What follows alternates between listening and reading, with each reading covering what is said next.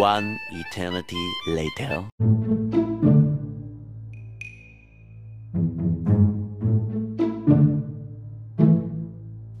Huh? Yun.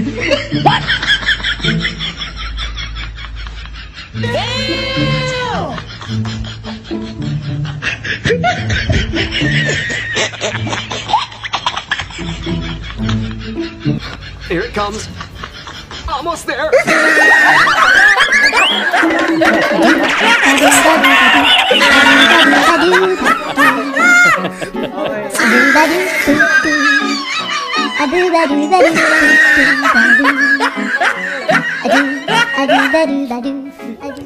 Congratulations, you played yourself.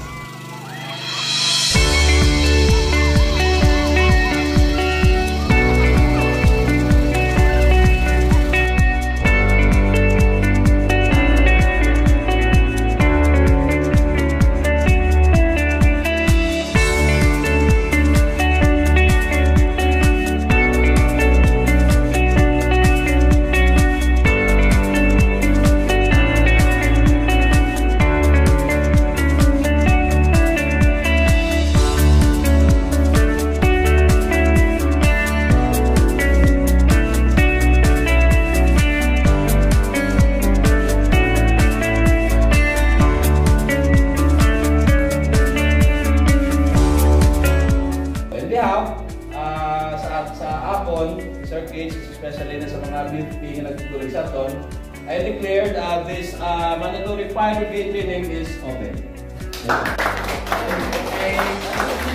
Our City Fire Marshal, Chief Inspector Stephen G. Organesa, present the 21 brave, strong men and women of Nurse Omnichannel Procurement, the member of the company fire brigade, to turn over to the nurse company. So congratulations. So always remember that is the very most important thing about this training. No? We build what we call the relationship. No, it's between the Bureau of Fire Protection and your company itself. So always remember lang, no, tandaan niyo, Ma'am Sir, the Bureau of Fire Protection, we're here always at Bacolod City Fire Station. Ari kami diri sa inyo para mag-guide, mag-bully. No? Whatever your concerns, kung ano man din ang mga help namon, as long as we can, bully ka naman. That's the reason why this is your training nga ging conduct, ging accomplish na ni, no? Nga para it's a help for you sa inyo, no? Hindi ni siya yang para lang atong hambal in the first day. No, hindi yung pagpamensa ron, no, Ma'am Sir, nga compliance lang ni. Okay? Nga part ni sa sang ginatawag nga pag-process ang inyong permit or whatever. No. Ang ini nga training, ginatawag nga company fire brigade training, once in a lifetime lang ni matabo. Tandaan nyo na, no? This is for on what we call the fire prevention safety. Okay? So I'm telling you always, ari ka mo diri, nag-member ka mo sa company fire brigade because kipili ka mo kay number one, may nakita gid sa inyong capacity or capabilities, no? Isa pa gid dira, gipili ka mo because gasalig sa inyong company, no? Nga i-fulfill or i-continue ang ginatawag nga responsibilities, no? As being part of this company fire brigade training or mandatory fire brigade training, mag-member ka mo, may mga responsibilities ka mo, di ba? Remember, i-continue nyo lang, okay? Para at least ma-achieve natin ang goal natin for our company, which is the fire safety prevention. Okay? That's why I'm telling you always, tandaan nyo, many are called, but few are chosen. So, come on na. I'd like to recognize first our senior, no, Fire Officer 3, Alexis Escarza, sir. Officer 1, Christine May Catarina.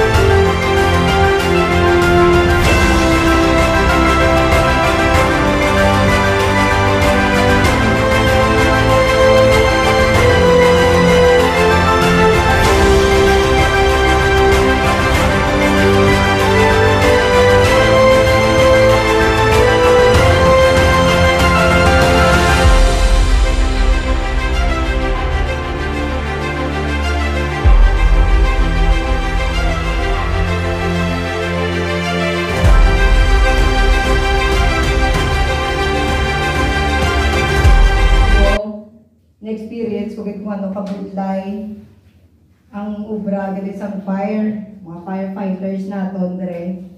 Maambal ko lang sa ilalim mga ni sir nga thank you gid sa tanan-tanan nga ginbulig niyo sa amon sa pagtudlo. Iyak na yun! Thank you so much gid sir kay tungod sa inyo nabalaan ginamon ng wala namon panabalaan about sa inyo mga ubra. God bless inyo.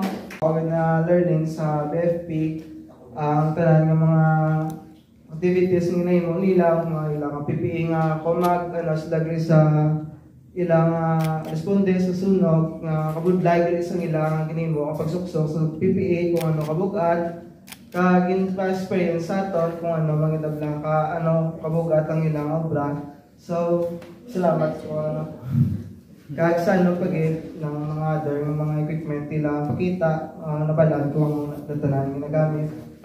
Matapos ko nga salamat sa especially kay Sir Chris nga nag-atag sa among opportunity nga maka kay